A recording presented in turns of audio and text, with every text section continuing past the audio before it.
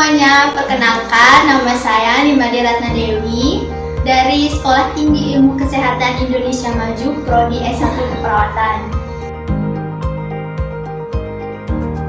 Saya di sini akan menjelaskan tentang toilet training. Apa sih itu toilet training?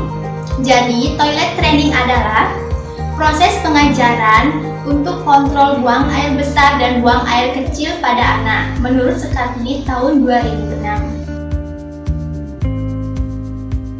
Apa sih tanda-tanda seorang anak siap melakukan toilet training?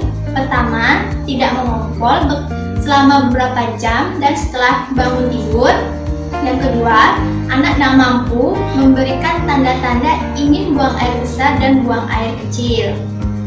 Ketiga, anak bisa mengikuti petunjuk sederhana. Dan keempat, anak bisa jalan sendiri ke toilet atau ke kamar mandi. Kelima, anak dapat membuka atau melepas celana dalam sendiri di dalam kamar mandi.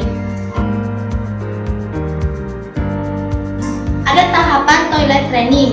Yang pertama, biasakan mengguna toilet pada buah hati untuk buang air. Yang kedua, lakukan secara rutin pada anak ketika terlihat ingin buang air.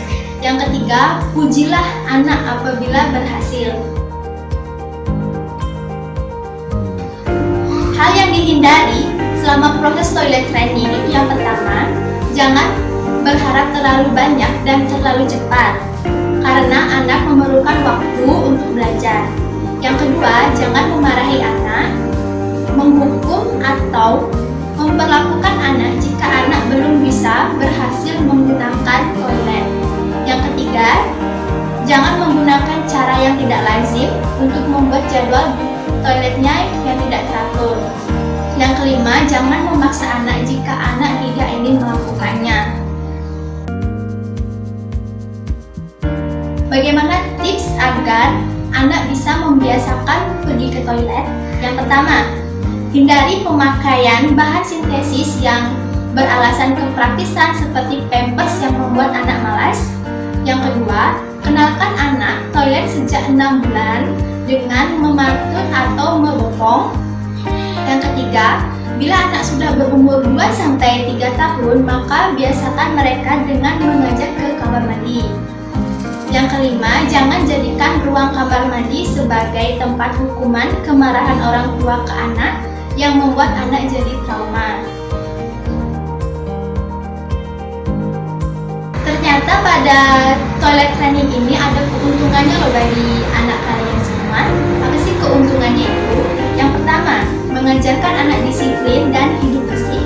Yang kedua, memacu kreativitas dan inisiatif pada anak.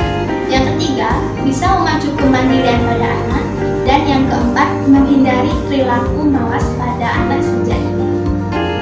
Jadi sekian dari saya, ajarkan anak kita toilet training sejak dini agar anak kreatif, inisiatif, hidup mandiri dan bersih dan